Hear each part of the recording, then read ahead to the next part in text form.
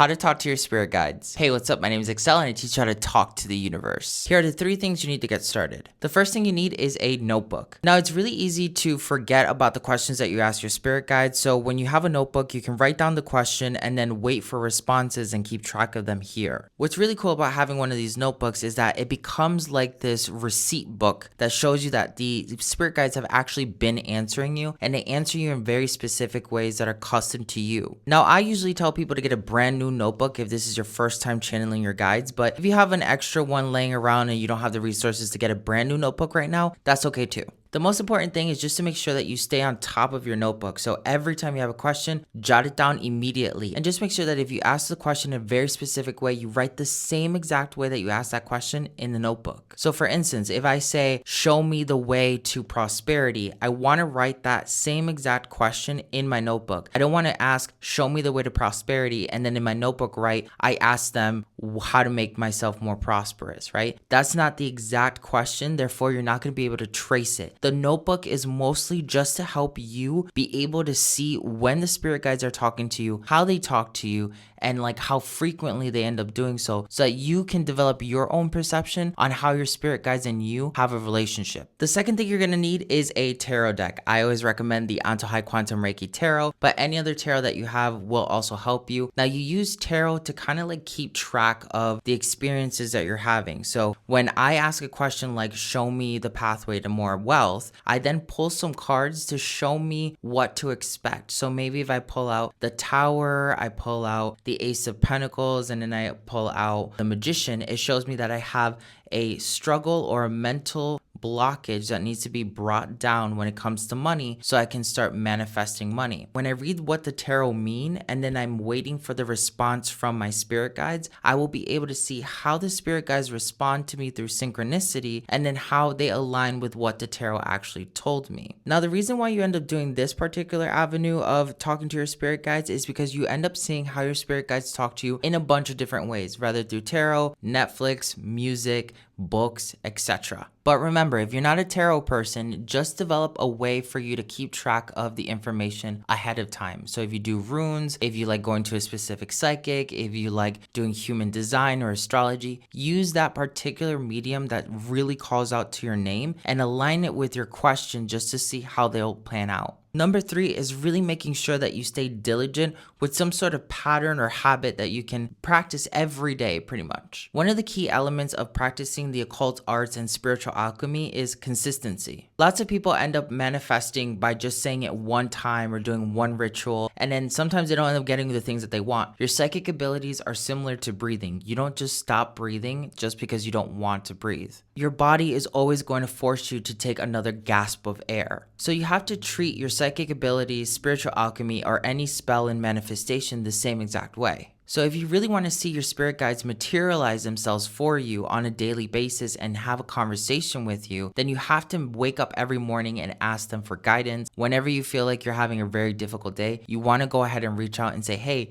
can you show me a sign, a synchronicity as to what I need to do here? You even want to try to get to know which one of your spirit guides are more in the forefront than others. Some of them help you more regularly than others. So you want to dive deeper into their pantheon, their powers, their philosophy of life. Talking to your spirit guides is no different than having a regular friend. You can have a bunch of friends, but if you never text message that friend, then your relationship isn't going to grow and then you guys are not going to really be that close. So you have to develop a form of relationship with your spirit guides where you're constantly texting them all the time. You have them everywhere you go. You rely on them for their advice and you actually listen. And I cannot express this enough. If you do not listen to the advice that your spirit guides are giving you, even though the advice might seem difficult or something that you don't really want to listen to, your spirit guides will eventually stop communicating with you because what you're saying is that you don't really value their advice. You're actively using your free will against your own divine creation. Now, most people are like, oh, my free will, you can't take away my free will. Your free will is a superpower. It's not just about whether or not it can be taken away from you. It's how you exercise it. If you exercise with your free will, never listening to your spirit guides, then your free will is always going to be choosing your ego and you're always going to be choosing very dense and difficult manifestations. So these are the 3 things you need, right? Now let's let's get deeper into actually how to use it in your everyday life. You want to treat talking to your spirit guides kind of sort of like a game at first. So ask them which way you should go to avoid traffic, and then follow whatever prompts you're being given. Now, when you play a game like this, it's really easy to just kind of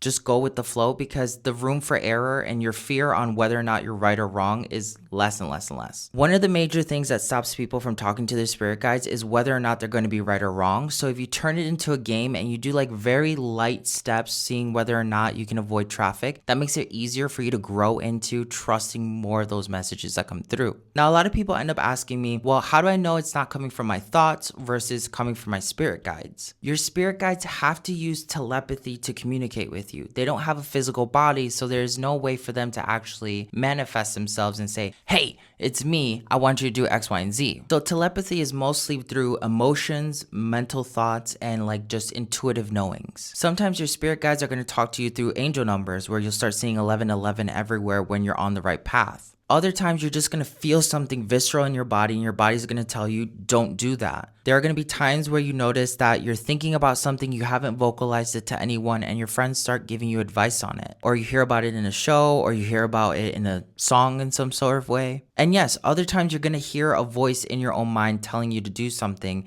It might sound like your own voice, it might sound like somebody else's voice, but your spirit guides are going to use all of your psychic senses to help navigate the real world. So you might ask a question and suddenly see a flush of different scenarios in your mind, like literally seeing a picture or a movie playing out, telling you what to do. Sometimes you're going to feel like your energy naturally shifts, almost like you're doing energy healing. You can end up having dreams with your spirit guides who end up telling you things. And your spirit guides aren't always going to look like an angel. They're not always going to look like something that is obvious that it's a spirit guide. Sometimes they'll just look like regular people who seem to have a very deep level of wisdom, and they're guiding you through your dreams or your imagination. There's no difference between a sleeping dream and a daydream. Your spirit guides will talk to you via whatever channel is easiest to communicate with you through. And this is why some people who channel their spirit guides deliberately only hear their spirit guides, or they have a combination of all these abilities. It works based off of your DNA. It works based off of where your consciousness is at this current time when you're trying to talk to your spirit guides. So don't compare your experience to other people's experience, because over time, the more acclimated you become to talking to your spirit guides, more and more powers will develop for you to be able to have a deeper relationship with them. So at first, when I started doing this type of work, I could only see my spirit guides. I couldn't really hear them. With more and more practice, I ended up hearing them, seeing them, feeling them,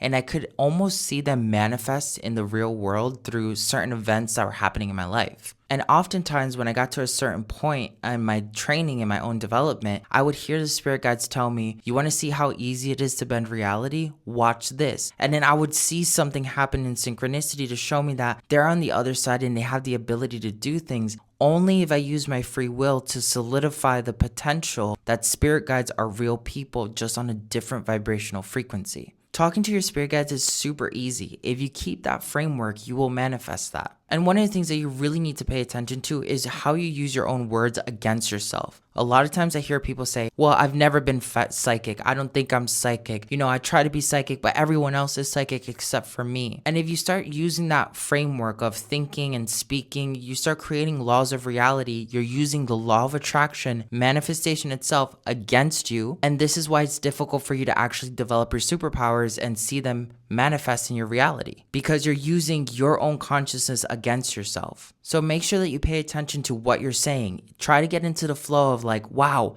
yes, I acknowledge that my spirit guides just talked to me through synchronicity, through clairaudience, through my friend.